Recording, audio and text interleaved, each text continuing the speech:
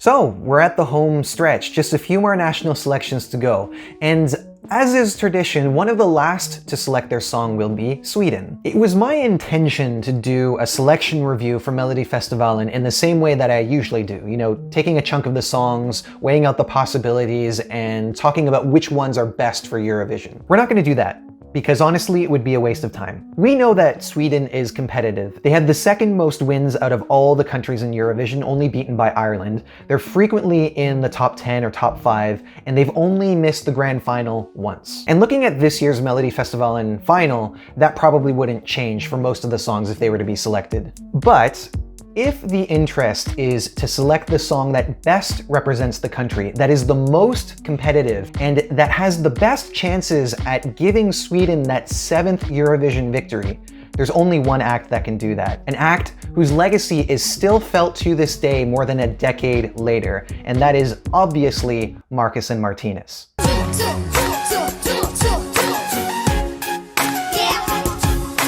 Yep, instant classic right there. I'm actually talking about Loreen.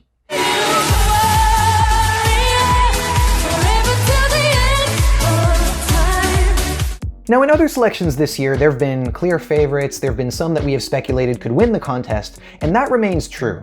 But this is still different. There is no other artist that has the status that Loreen has at Eurovision. Euphoria is often thought of as a turning point for the contest. Back in 2012, when it won, it was considered to be one of the few songs that was able to do that while also being on trend with the music at that time. It was also beautifully performed and had the most cinematic approach to staging that we've ever seen. And from that point on, we saw this shift towards artists who were also making music that was more on trend, and the performances were really seizing the full opportunity of what you could do on live television, and even sometimes pushing the boundaries. And so when you have that under your name, it creates a very different environment when you return to a national selection, because you're not just any other previous winner, you're a hugely influential figure. Well, here we are 11 years later with a new proposal from Loreen called Tattoo, and given all that's been said about legacy and expectations, if you ask me, things have played out in a fairly predictable way. The overall sentiment, I would say, is very positive, both in Sweden and abroad. People are really excited about this, and it seems that the majority want to see this win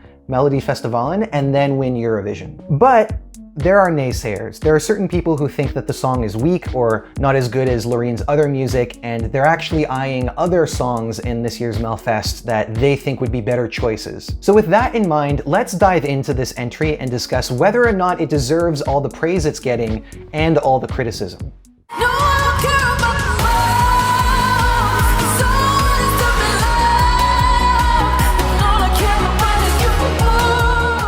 When we talk about the three main ingredients for success, song, performance, and visuals, there's a few qualities here that make this entry pretty unmistakable. Loreen as a performer is unreal. The way that she sings with such power and such presence is just so captivating that she's impossible to miss. And it really doesn't matter who else she's competing against, because whether you like the song or not, you will not forget her. She's also very particular about visuals, and not only with respect to the basics that any performance would have, like lighting, camera work, wardrobe, blocking, set design, etc., but she gives special attention to what her role is supposed to be as part of the visuals, how she's supposed to look, how she's supposed to move, how she's supposed to express the feelings of the song with her body. And with all of this attention to detail, she draws you into this world that is completely her own, but you're still invited to experience it with her. So with those two bases covered, I think that in itself should be enough for this to be considered a worthy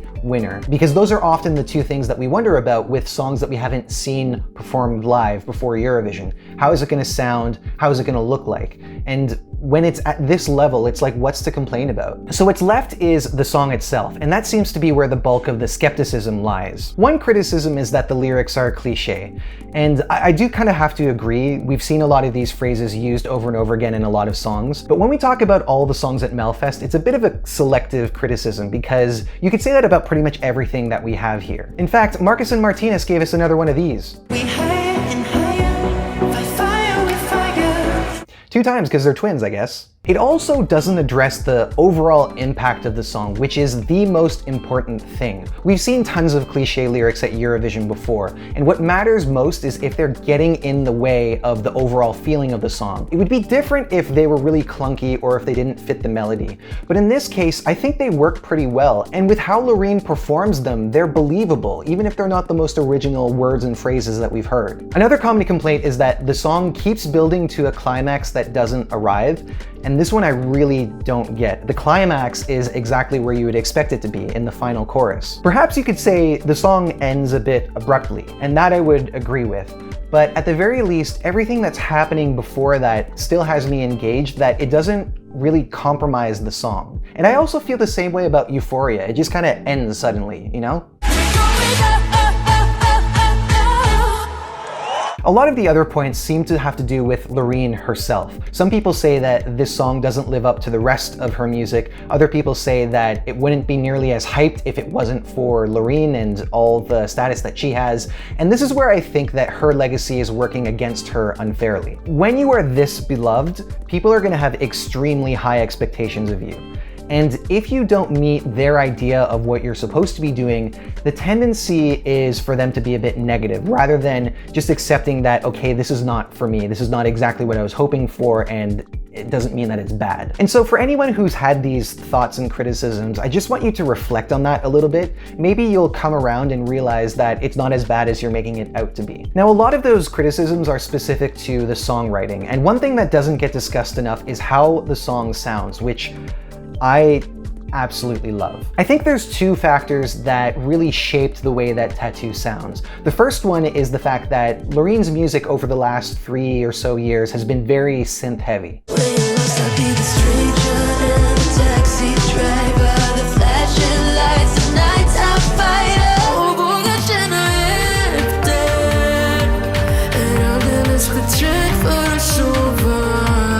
The second factor is what I believe to be more of an influence from the writing team and what they had in mind for the song before they actually confirmed who would be the artist to perform it. I've noticed this trend at Mello, which I haven't seen anywhere else, like not in any other selection or like just in music in general, where there's this really prominent 4 to the floor beat that's played at a very high tempo, like 150 beats per minute.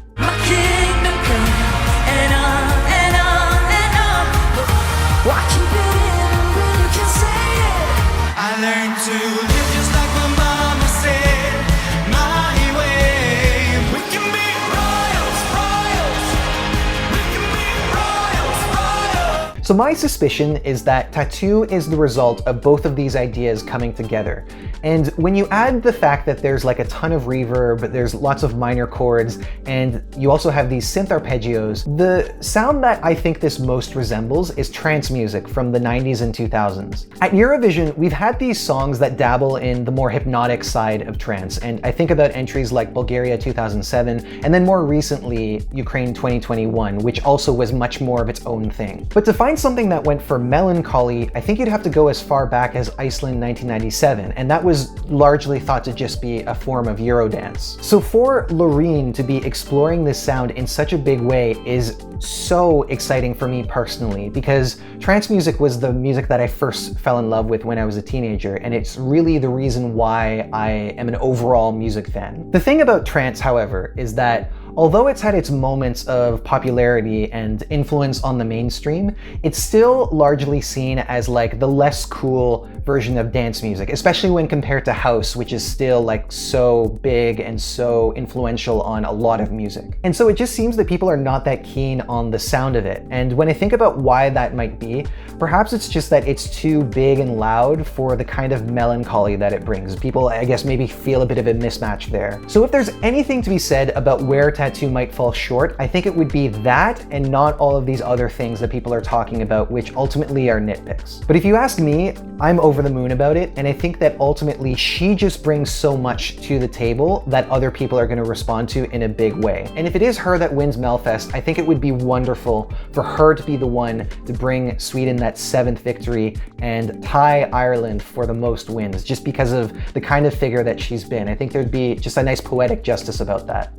Now, as much as I'm convinced that this should be the choice for Sweden, I'm also very aware that nothing is guaranteed and anything could happen. So perhaps it would be better to say something about the other entries, because it's not as if they're bad choices, it's just that none of them are winning Eurovision. Since I've already used Marcus and Martinus as the butt of two jokes now, perhaps we should start there and give them the respect that they deserve.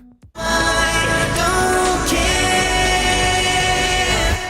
I can breathe without air. So for people who are not crazy about Tattoo, this seems to be one of the two more popular choices for people to want this to win.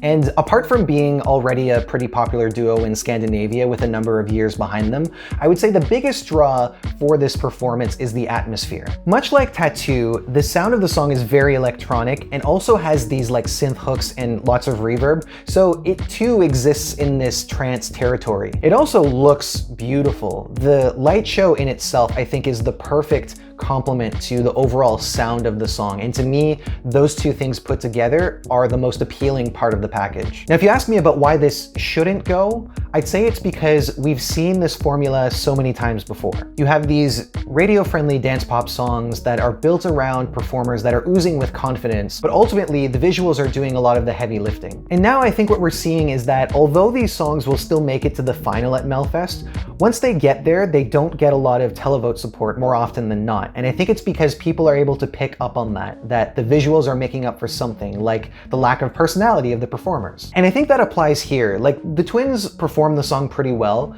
but they feel a bit disposable, and I don't think that they would necessarily perform the song better than some other performers that we've seen. And that's the thing that you can't say about Tattoo, where Loreen is so much an aspect of the performance that it just wouldn't be the same by another artist. So for that reason, I really don't think that this is gonna get that far. I think that it will probably pull in a lot of votes from a younger audience, but with the older crowd, I don't think they're gonna flock to this one quite as much.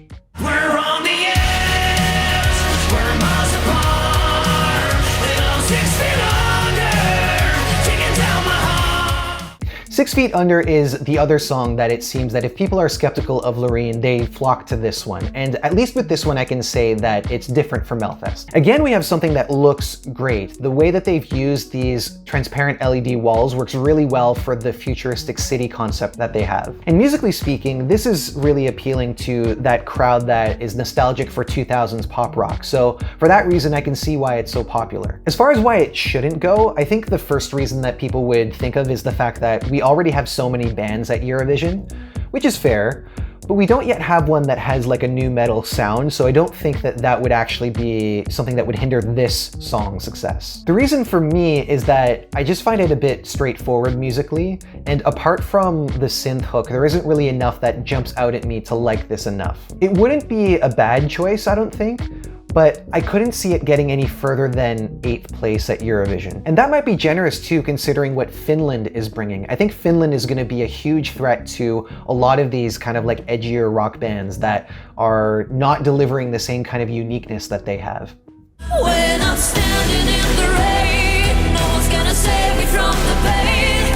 I will never, never give up. Maria is coming into Melfest as an 18-year-old Ukrainian refugee from Zaporizhia, which is one of the cities that has been hit the hardest by Russia's ongoing invasion. I'm not gonna lie, talking about this as a contender is awkward because people's minds very quickly go to this being about sympathy for the war and not about music, and they do so in an unkind way that minimizes the very harsh realities of this war. So as to not derail the discussion, what I'll say is that I don't think that this song was selected for Melfest with the idea of it being a contender. If it was, I think they would have gone with a song that wasn't so on the nose about her situation. Other people might be more cynical about its existence in Melfest. I just don't want to go there. I think that there's nothing wrong with a song like this being here, and I'm just grateful that this is another opportunity for us to think about Ukraine and to keep the Ukrainian people in our minds. I'm on my way, I'm on my way.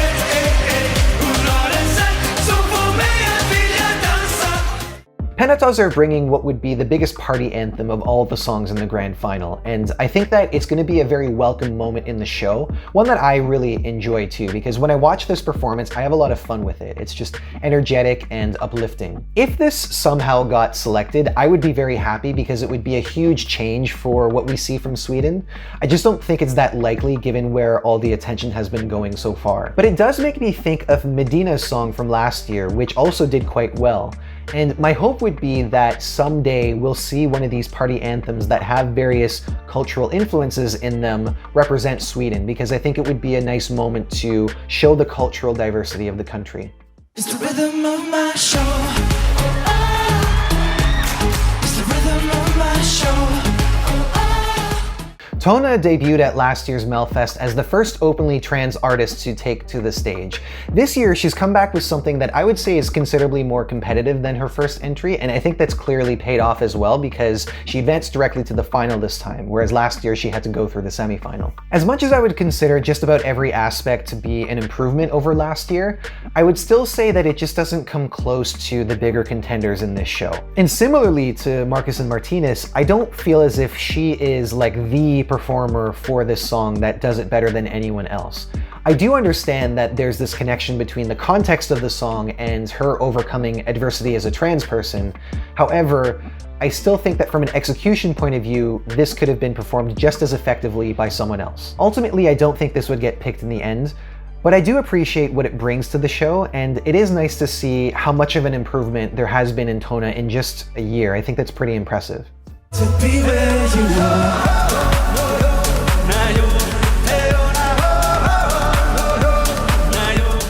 There's often a lot of excitement when people see Jan-Henrik return to Melfest the handful of times that he's done with whoever else he's bringing with him.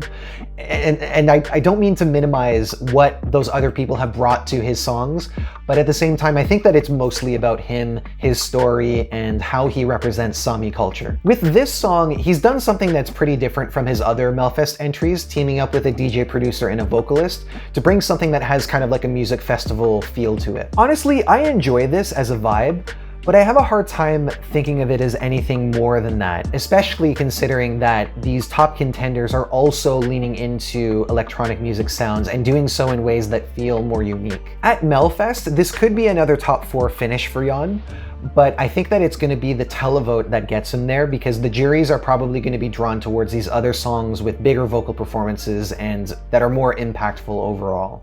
We can go anywhere in the world. You and me, you and me.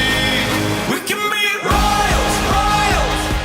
Paul Ray is making his 3rd appearance at Melfest as a performer, and like Tona, we're seeing him sort of climb the ladder, to put it that way, because he's made it to the final directly for the first time instead of having to go through the semifinals. I'd say that it makes sense that he's gotten further this time around because this feels like a more competitive entry than his previous ones. It's very energetic, it's uplifting, it's fun, and it's got this great visual identity with it too. So with that in mind, he might end up getting his best result ever, and he's certainly on track to do so with how things have gone so far. But beyond that, I don't think this is going to be like within reach of a win, let's say, but it could be one of the surprises because I do think that this performance is really enjoyable, and maybe it's one of the songs that would be least expected to end up in like the top 3 or 4. What we have left are the semi-final songs, which I think are usually considered out of the running to win. It's only been once where a song had gone through the second chance round and then had won the overall show. I don't think it's going to happen this year, but if it did, if I had to choose one, then my favorite would be Where Did You Go by Kiana. You know, a very enjoyable house song with a nice catchy chorus, and one that's also got something very interesting going on visually too, because it seems like they have a particle generator that syncs with the positions of the lights to make these kind of sparkle effects. It's either that or just a regular overlay that they've been able to sync with the dancers' movements, but I think it's a bit more sophisticated than that. And with that, I don't think there's anything else to say about Melfest. I think I've made my case, which you're more than welcome to agree with or disagree with. Ultimately, I think that it should be Loreen who wins Melfest. We can talk about Eurovision if that happens, but for now, that's what I want to see. Now, if you feel there's another song here that's being overlooked that is perhaps more deserving of the win, I would love to know what you have to say, so please feel free to leave me a comment. And although we're coming down to the end of national selections, this is just the beginning, and we're gonna have a lot more to talk about in the lead up to Eurovision. And for that reason, I hope that you subscribe subscribe to the channel so that you can share your thoughts with me and tell me about what you want to see out of Eurovision 2023. Thank you all for watching. I'm really grateful for all the love and feedback that you give me, and I hope that you feel the love in return because you deserve it. Hope to see you next time.